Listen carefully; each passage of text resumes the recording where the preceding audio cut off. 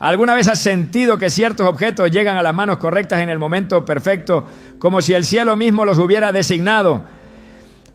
En la Biblia hay ejemplos poderosos de herramientas que, lejos de ser simples cosas, se convierten en extensiones del propósito divino.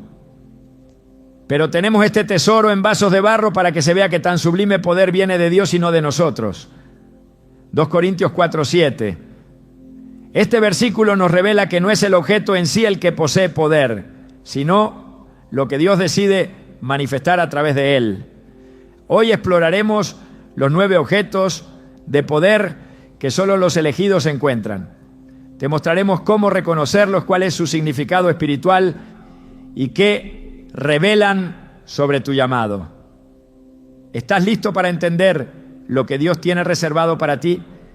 Desde tiempos antiguos, Dios ha colocado en la tierra objetos que no son simples herramientas, sino señales vivas de su intervención divina. Objetos que no se eligen con la vista, sino con el espíritu. Instrumentos que están ocultos a los ojos del mundo, pero que despiertan cuando un corazón ha sido preparado para recibirlos. A lo largo de la historia bíblica, estos objetos han aparecido en los momentos más determinantes, no como adornos sagrados, sino como extensiones de la voluntad de Dios en la vida de sus elegidos. Lo sorprendente es que aún hoy siguen apareciendo, no con el mismo nombre ni la misma forma, pero sí con el mismo propósito: señalar que ha sido llamado. Moisés tenía en sus manos un simple cayado de pastor, algo que cualquier otro hubiera ignorado. Pero cuando Dios le habló desde la zarza ardiente, ese objeto se transformó en la vara de Dios, capaz de dividir el mar, traer juicio sobre Egipto y acompañar milagros durante todo el éxodo. No fue la madera lo que contenía poder, fue la obediencia de Moisés y el respaldo del cielo. En Éxodo 4:2-3, Dios le preguntó: ¿qué es eso que tienes en la mano? Y él respondió: una vara. Entonces el Señor le dijo: arrójala al suelo. Y al hacerlo, se convirtió en una serpiente. Esa fue la primera señal de que lo ordinario podía volverse extraordinario si estaba en las manos adecuadas. Así comienzan los objetos de poder, con una pregunta divina que revela un propósito oculto. Ninguno de estos objetos aparece por accidente. Están escondidos, sí, pero no perdidos. Se manifiestan cuando la vida de alguien entra en la órbita del llamado celestial, tal como la piedra que Jacob usó como almohada en el desierto. No era especial a la vista, pero esa noche se convirtió en la base de una visión que abriría las puertas del cielo. Génesis 28:12 dice que Jacob tuvo un sueño y vio una escalera apoyada en la tierra, cuyo extremo superior tocaba el cielo. Y he aquí que los ángeles de Dios subían y bajaban por ella.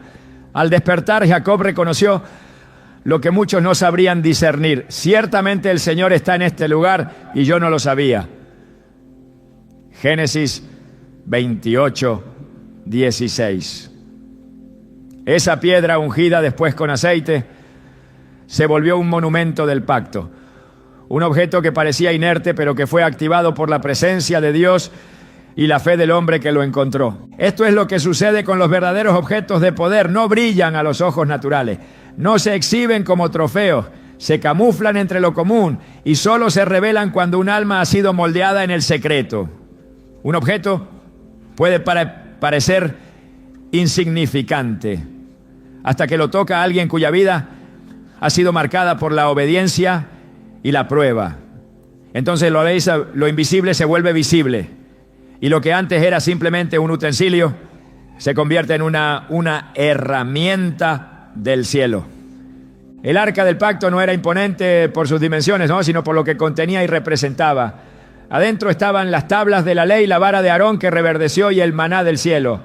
3 elementos que representaban la dirección, el liderazgo y la provisión divina. Pero aún más importante, el arca era el lugar donde descendía la gloria de Dios.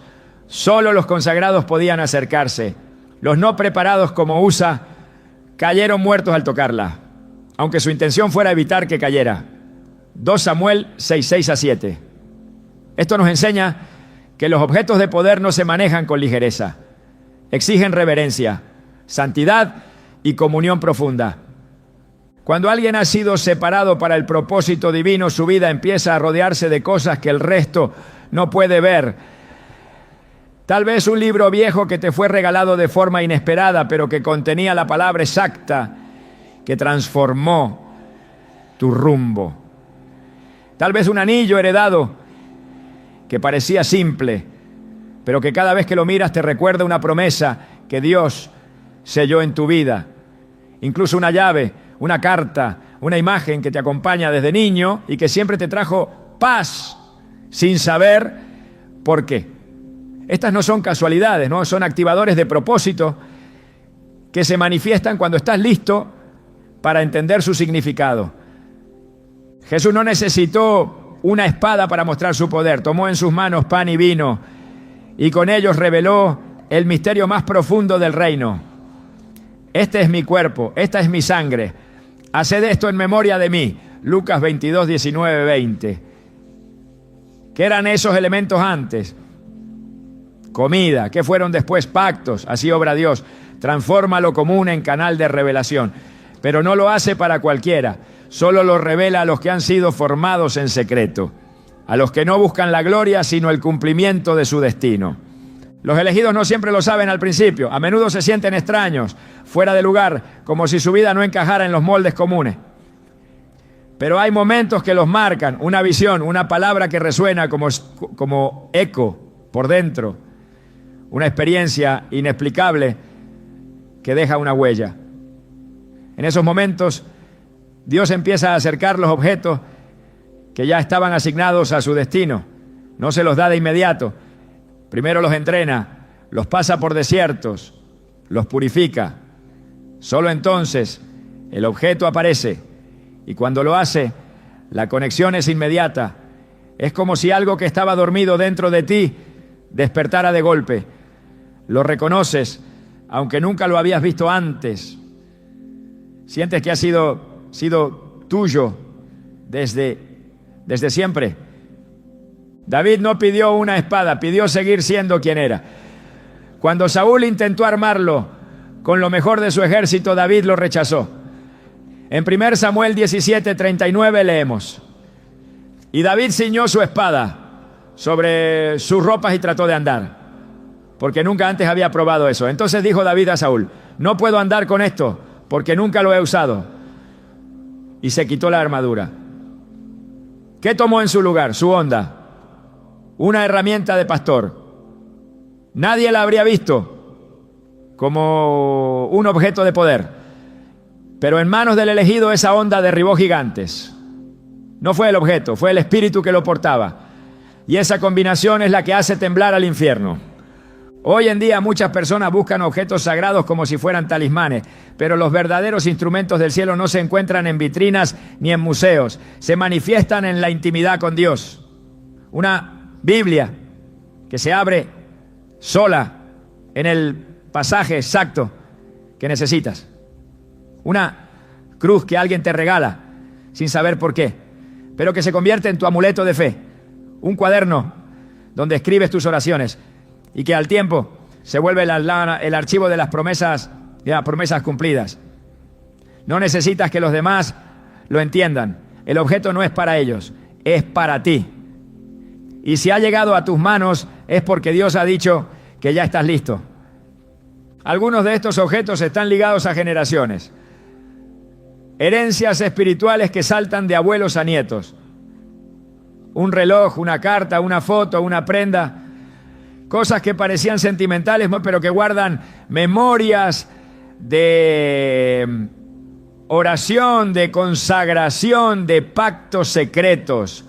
Cuando Dios escoge a alguien para continuar una misión generacional, lo primero que hace es traerle esos recordatorios físicos como migas de pan en el bosque que lo guían hacia su llamado. En 2 Timoteo 1:5, Pablo le dice a Timoteo, trayendo a la memoria la fe no fingida que hay en ti, la cual habitó primero en tu abuela Loida y en tu madre Eunice, y estoy seguro que en ti también. La fe puede heredarse, y los objetos ungidos también, pero no se activan hasta que el corazón correcto los recibe. Es posible que hoy estés rodeado de objetos dormidos, instrumentos esperando ser reconocidos, y quizás no lo sabías, pero ese diario que llevas años guardando, esa foto que nunca tiraste, esa piedra que recogiste sin razón aparente, puede que sean señales de que estás siendo preparado para cosas mayores. Nada es casualidad cuando se trata de los planes de Dios. Si Él guardó maná en el arca como testimonio de su provisión, también puede estar usando detalles en tu vida para recordarte que Él ha estado presente todo el tiempo, aunque no lo hayas notado. Jesús enseñó en parábolas porque las cosas del reino están ocultas a los sabios, según el mundo, pero son reveladas a los humildes de corazón. En Mateo 13:44 dijo, el reino de los cielos es semejante a un tesoro escondido en un campo, el cual un hombre al hallarlo lo esconde de nuevo, y gozoso va, vende todo lo que tiene y compra aquel campo. Así es este tema. Los objetos de poder están escondidos, no porque Dios quiera ocultarlos, sino porque está esperando que alguien los valore lo suficiente como para dejarlo todo por ellos. Tal vez el campo donde está tu tesoro parezca árido. Quizás tu entorno no muestra señales visibles de gloria, pero si el tesoro está allí, entonces ese es tu lugar. Busca, persevera, porque el que busca con fe, encuentra. Y cuando lo hagas, lo sabrás sin que nadie te lo explique. Tu espíritu lo confirmará, porque aquello que estuvo destinado para ti desde antes de tu nacimiento no puede ser robado, ni sustituido, ni ignorado. Solo puede ser activado por ti. Cuando Dios entrega un objeto de poder, no lo hace para exhibición ni adorno espiritual. Cada uno de estos instrumentos tiene un propósito específico, una misión asignada desde lo alto que se activa al momento de ser recibido. No hay objeto sagrado que llegue a manos de un elegido sin que lleve consigo una instrucción. En el reino de Dios, todo lo que es entregado está vinculado directamente al cumplimiento de su voluntad. Así como no existe llamado sin asignación, tampoco existe objeto divino sin destino.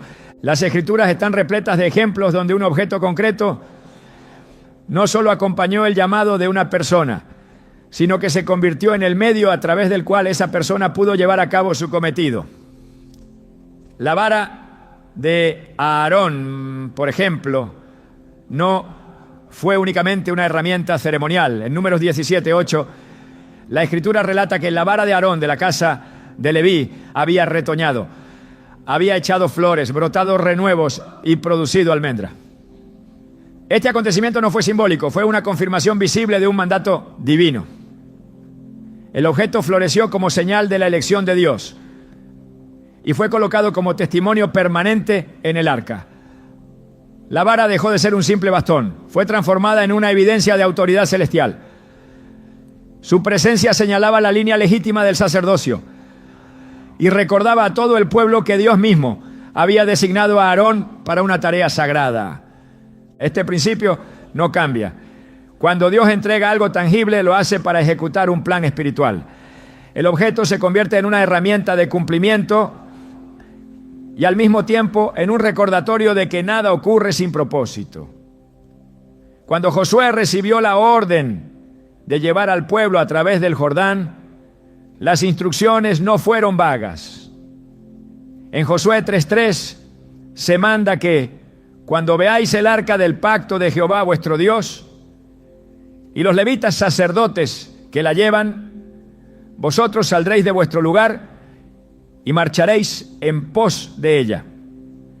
El arca, un objeto visible, se convierte en guía del pueblo, marcando no solo el movimiento físico, sino el avance espiritual hacia la tierra prometida. No bastaba con saber la dirección, hacía falta seguir al objeto que simbolizaba la presencia de Dios. Cada paso era un acto de fe y el objeto servía como puente entre la instrucción divina y la acción humana. Lo que sucede en estos pasajes no es la exaltación del objeto, sino la afirmación del propósito que lo respalda. El objeto no tiene valor sin el mandato que lo acompaña. No tiene eficacia si no hay obediencia al llamado.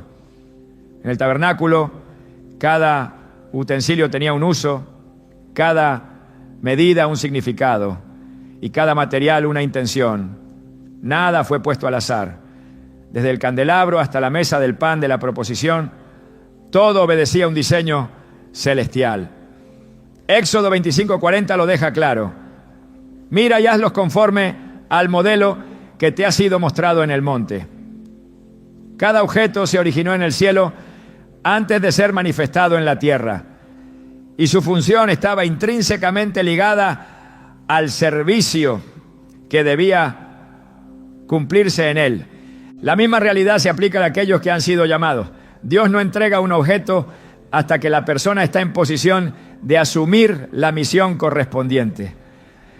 El manto que pasó de Elías a Eliseo no fue una capa más. Fue el traspaso de una tarea profética, una continuidad en el ministerio que requería valor, fe y preparación. 2 Reyes 2:13-14 dice que Eliseo tomó el manto de Elías que se le había caído y volvió y se paró a la orilla del Jordán. Y tomando el manto de Elías que se le había caído, golpeó las aguas y dijo: ¿dónde está Jehová, el Dios de Elías? El acto no fue un gesto simbólico, fue el primer ejercicio de autoridad bajo la nueva asignación. El objeto sirvió para marcar el inicio de una jornada divina. No se trataba de tener el manto, sino de cumplir el ministerio que venía con él. Dios no confía sus instrumentos a cualquiera. Cada objeto representa una carga, una responsabilidad y una respuesta. El que recibe el objeto es también el que debe llevar a cabo la obra. Y quien no comprende el peso de dar a esa entrega, termina por deshonrar su propósito. Cuando los filisteos capturaron el arca del pacto y la llevaron a su templo, ignoraron que no era un trofeo de guerra. En el primer libro de Samuel, capítulo 5, versículos 2-4, se narra cómo colocaron el arca junto a su ídolo Dagón. Y al día siguiente, el ídolo estaba postrado rostro en tierra. El segundo día, caído y quebrado. El objeto llevaba consigo una autoridad que no podía ser manipulada por extraños. Su poder no residía en el oro que lo recubría, sino en la gloria que habitaba sobre él. Sin comprensión del propósito, lo sagrado se convierte en juicio. Este principio también se ve reflejado en la entrega de las tablas de la ley. Éxodo 31:18 dice que dio a Moisés, cuando acabó de hablar con él en el monte Sinaí, 2 tablas del testimonio, tablas de piedra escritas con el dedo de Dios. Estas tablas no eran simples registros, eran el fundamento del pacto. Al recibirlas, Moisés no solo recibía instrucciones, sino el encargo de formar un pueblo conforme a ese código divino. El objeto llevaba el peso del pacto, y cuando ese pacto fue quebrantado por el pueblo, Moisés arrojó las tablas al pie del monte, rompiéndolas. Su acción no fue de ira humana, fue una respuesta profética a una misión interrumpida. Las tablas se hicieron pedazos porque la alianza había sido violada. Cada objeto, cada símbolo está directamente vinculado al estado espiritual del pueblo que lo recibe. Por eso, quien anhela recibir un objeto de poder debe comprender que no se trata de una distinción exterior, sino de una comisión interior. El objeto solo se manifiesta cuando la misión está en curso. Cuando Jesús habló del reino, usó elementos sencillos para revelar verdades eternas. En Mateo 13:31 dijo: el reino de los cielos es semejante al grano de mostaza. En sus manos incluso las cosas más pequeñas tenían un propósito mayor. El objeto de poder no necesita imponencia, necesita conexión con el propósito divino. La cruz, de apariencia simple, fue el instrumento del sacrificio redentor.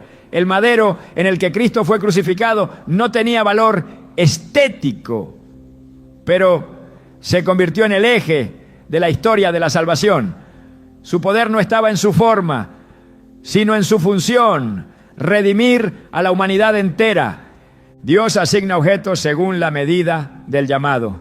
A quien se le da más, más se le demanda. En Lucas 12:48 se afirma: a todo aquel a quien se haya dado mucho, mucho se le demandará.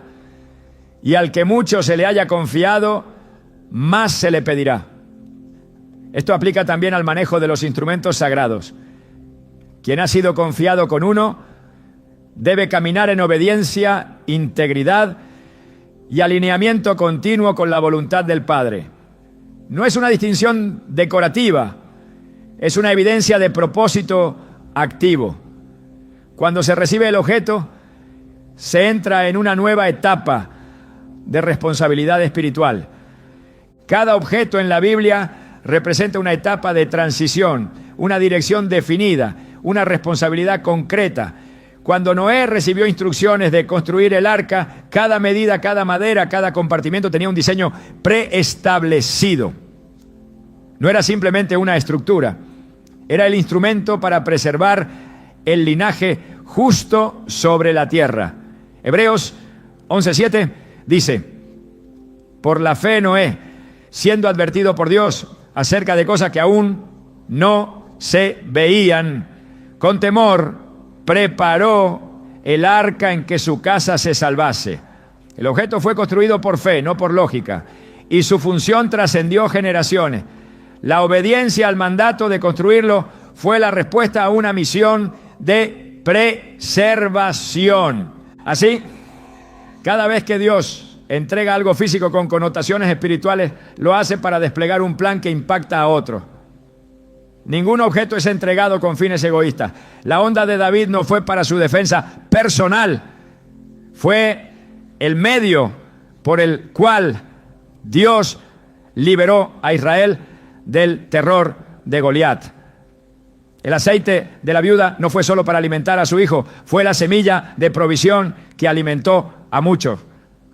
El pan que Jesús multiplicó no fue para saciarse él, sino para enseñar compasión al pueblo.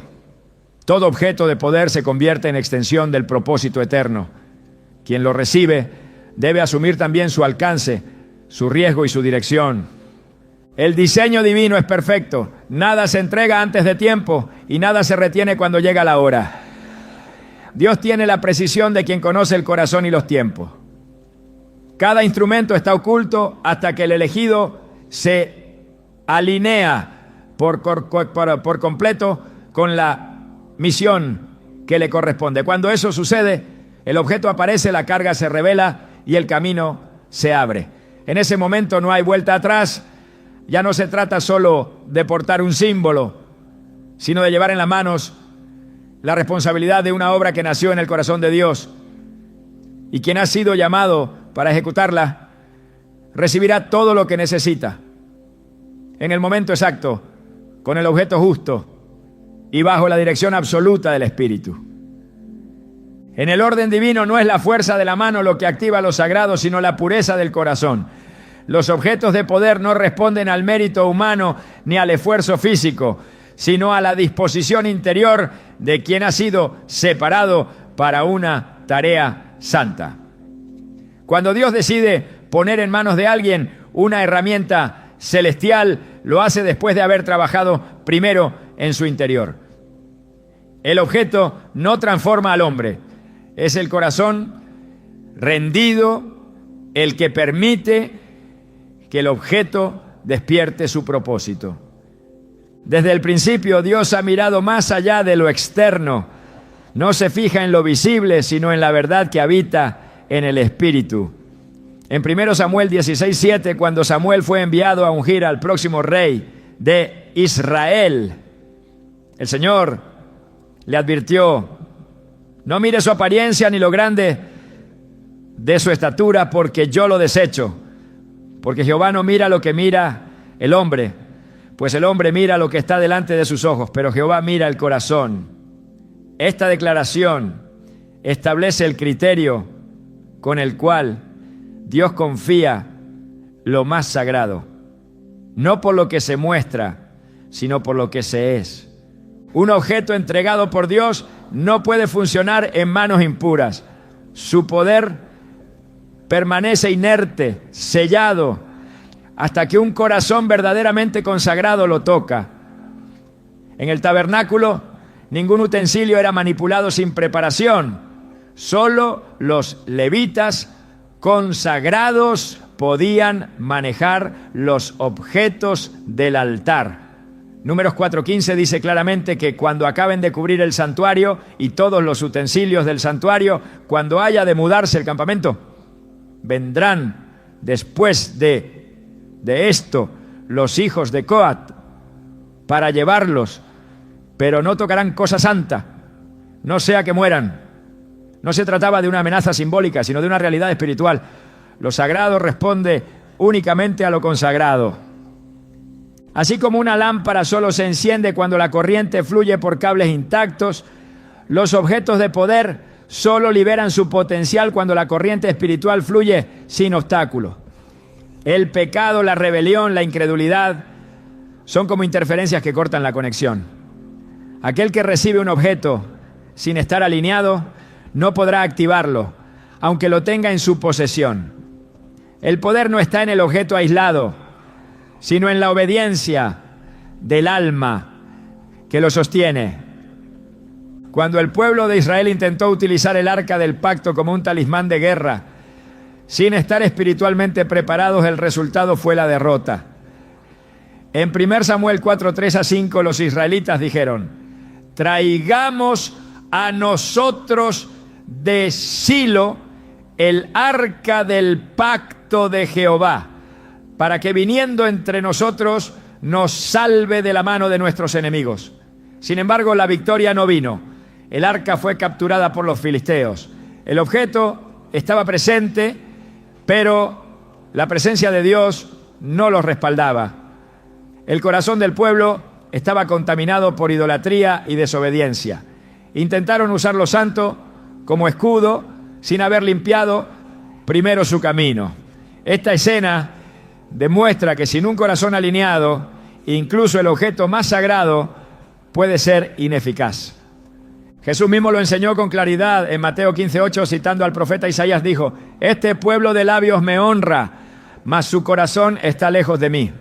La conexión espiritual no se mide por lo que se dice, ni por lo que se porta, sino por lo que se vive. Un corazón cercano a Dios es el canal por el cual fluyen las instrucciones del cielo. Y es solo ese tipo de corazón el que puede activar lo que Dios entrega. Cuando el manto de Elías fue dejado atrás, no fue recogido por el primero que pasó, sino por Eliseo, quien había sido probado, entrenado y purificado. Eliseo no pidió el manto por ambición, sino por deseo de seguir sirviendo. Su petición fue clara: te ruego que una doble porción de tu espíritu sea sobre mí. 2 Reyes 2:9. No pidió reconocimiento, pidió unción. No pidió autoridad sobre otros, pidió más del espíritu. Y cuando su corazón estuvo alineado, el manto cayó en el lugar correcto. Fue el estado de su alma lo que lo hizo digno de recibirlo. Este principio trasciende el tiempo. En cada generación Dios sigue buscando corazones que estén preparados para recibir sus encargos. Corazones que no codician el poder, sino que desean la voluntad de Dios. Salmo 24, 3-4 lo establece con fuerza. ¿Quién subirá al monte de Jehová? ¿Y quién estará en su lugar santo? El limpio de manos y puro de corazón, el que no ha elevado su alma a cosas vanas, ni jurado con engaño. No se trata de perfección humana, sino de pureza intencional, de una vida entregada que ha aprendido a soltar lo propio para abrazar lo eterno. Los objetos de poder son extensión del carácter divino. Representan autoridad, justicia, misericordia, guía, provisión, juicio, redención. Pero no pueden ser usados con intenciones mezcladas. En el libro de Hechos, cuando Simón el Mago quiso comprar el poder del Espíritu Santo, Pedro le respondió con firmeza: tu dinero perezca contigo, porque has pensado que el don de Dios se obtiene con dinero. No tienes tú parte ni suerte en este asunto, porque tu corazón no es recto delante de Dios. Hechos 8, 20, 21. Aquí se evidencia que aún viendo manifestaciones del poder divino, un corazón no alineado queda excluido de la obra. En contraste, María fue elegida para llevar en su vientre al Salvador no por sus méritos externos, sino por su disposición interna. En Lucas 1:38, su respuesta al anuncio del ángel revela su corazón. He aquí la sierva del Señor. Hágase conmigo conforme a tu palabra. La grandeza de su llamado no residía en su posición social, sino en su sumisión total. Y por esa rendición fue depositaria del mayor misterio de redención. El cuerpo que llevaría la vida eterna fue confiado a una mujer que vivía en humildad y temor reverente. Así opera Dios, no busca manos fuertes, busca espíritus obedientes, no busca discursos, busca verdad interna. El corazón del elegido es el recipiente invisible donde se almacenan los planes del cielo. Es allí donde germina la semilla de todo objeto de poder. Y hasta que ese terreno no ha sido arado, trabajado y preparado, el cielo no lo llena. En Ezequiel 36:26 Dios promete: os daré corazón nuevo y pondré espíritu nuevo dentro de vosotros. Y quitaré de vuestra carne el corazón de piedra y os daré un corazón de carne. Esta transformación no es opcional, es la condición fundamental para recibir lo que es santo. Dios no derrama su gloria en lo endurecido, sino en lo sensible, y no entrega sus instrumentos a quienes no se dejan moldear. Cuando el corazón es recto, incluso lo poco se vuelve suficiente. Cuando es recto, el silencio de Dios se convierte en instrucción. Cuando es recto, lo invisible se revela y los objetos que parecían inertes cobran vida. La obediencia desbloquea lo sellado. La humildad libera lo escondido. El quebrantamiento es la llave que abre los depósitos celestiales. Dios no ha cambiado sus principios. Sus ojos siguen recorriendo la tierra buscando a quienes puede confiarle cosas mayores. 2 Crónicas 16:9 declara: porque los ojos de Jehová contemplan toda la tierra para mostrar su poder a favor de los que tienen corazón perfecto para con Él. No se trata de una perfección sin fallos, no, sino de una entrega sin reserva. Un corazón perfecto es aquel que, aún con errores, no deja de buscar a Dios con sinceridad, rectitud y perseverancia. El objeto de poder no busca protagonismo, busca cumplimiento. Es depositado donde sabe que no será usado como bandera de orgullo, sino como herramienta de servicio. Donde no se volverá ídolo, sino canal de obediencia. El corazón del elegido no codicia el objeto, anhela el cumplimiento de lo que representa. Por eso Dios lo escoge, porque sabe que no será desviado por la gloria, sino atraído por la verdad, que no utilizará lo santo para engrandecerse, sino para glorificar al Padre. El objeto está esperando al corazón correcto. Está reservado desde antes de la fundación del mundo, como lo afirma Efesios 2:10, porque somos hechura suya, creados en Cristo Jesús para buenas obras, las cuales Dios preparó de antemano para que anduviésemos en ellas. Cada herramienta del cielo fue diseñada junto con el llamado que la acompañaría. Y la activación ocurre cuando el corazón entra en la sintonía perfecta de obediencia, fe y humildad. Lo que muchos anhelan con los labios, pocos están dispuestos a sostener con el carácter. Porque el objeto no solamente requiere fe, requiere santidad. No únicamente exige valentía, exige rendición. Y cuando alguien se presenta con un corazón contrito y humillado, Dios no lo desprecia, lo acepta, lo llena y lo envía. Salmo 51, 17 lo afirma con poder. Los sacrificios de Dios son el espíritu quebrantado. Al corazón contrito y humillado no despreciarás tú, oh Dios. No es cuestión de capacidad, sino de disposición. No es un tema de historia personal, sino de presente espiritual. Cuando el corazón está listo, el objeto llega. Y con él, el respaldo. El cielo se alinea con la tierra. Y lo que estaba dormido se despierta con autoridad. No por manipulación, no por emoción, sino por asignación divina. El corazón abre la puerta. El objeto cumple la misión. Y Dios recibe la gloria. Dios no obra por casualidad. Su intervención nunca es tardía ni precipitada. Cada manifestación divina ocurre con precisión perfecta, especialmente cuando la necesidad ha alcanzado su punto más profundo. Así también los objetos de poder que Él ha reservado no aparecen durante los días comunes, sino en los momentos en que el alma se encuentra frente al umbral del quebrantamiento, la duda o la urgencia. Es en esa línea invisible entre el colapso y la fe donde lo sagrado desciende. El objeto no llega cuando todo está en calma.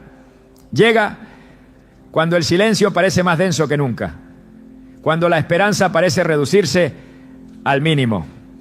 Allí es donde aparece, como una respuesta tangible del cielo a una necesidad que el mundo no puede suplir. En la Escritura el patrón es constante. Cada vez que un objeto de poder aparece, lo hace en medio de una situación límite. Cuando el pueblo de Israel se encontraba atrapado entre el Mar Rojo y el ejército egipcio, Moisés levantó su vara. Un simple gesto, una herramienta que había usado durante años en su vida como pastor, se convirtió en la puerta hacia la libertad. No fue en el desierto tranquilo donde la vara se manifestó como instrumento de liberación, sino en el momento donde no quedaba otra salida. Éxodo 14, 16. Registra las palabras de Dios. Y tú alza tu vara y extiende tu mano sobre el mar y divídelo. Y entren los hijos de Israel por en medio del mar, en seco. La vara no cambió. Lo que cambió fue el escenario. El momento determinó su activación. Lo divino no se anticipa sin propósito. Dios no muestra su mano por entretenimiento, sino por misión. La aparición del objeto viene cargada de significado, no solo para quien lo recibe, sino para quienes serán impactados a través de su uso. Cuando el profeta Elías enfrentó la sequía, fue en ese tiempo de escasez cuando se le instruyó a ir al arroyo de Querit y después a casa de la viuda en Sarepta. Allí, en medio del hambre, un poco de harina y un poco de aceite se convirtieron en provisión diaria. En el primer Rey 17:14 la promesa fue clara: la harina de la tinaja no escaseará, ni el aceite de la vasija disminuirá, hasta el día en que Jehová haga llover sobre la faz de la tierra. El milagro no necesitó abundancia previa, requirió urgencia, obediencia y fe. El objeto de provisión apareció cuando no quedaba más que confiar. Así es como Dios trabaja. Su respuesta no es genérica, es específica. Cada objeto entregado en la Escritura responde a un contexto, a una necesidad espiritual, emocional o física que lo precede. Y no llega como una solución temporal, sino como un instrumento para generar transformación. Cuando Josué se enfrentó a Jericó, la ciudad fortificada parecía invencible. Ninguna estrategia militar humana hubiese bastado. Pero Dios dio instrucciones claras sobre cómo rodear la ciudad. El instrumento visible fue el cuerno de carnero.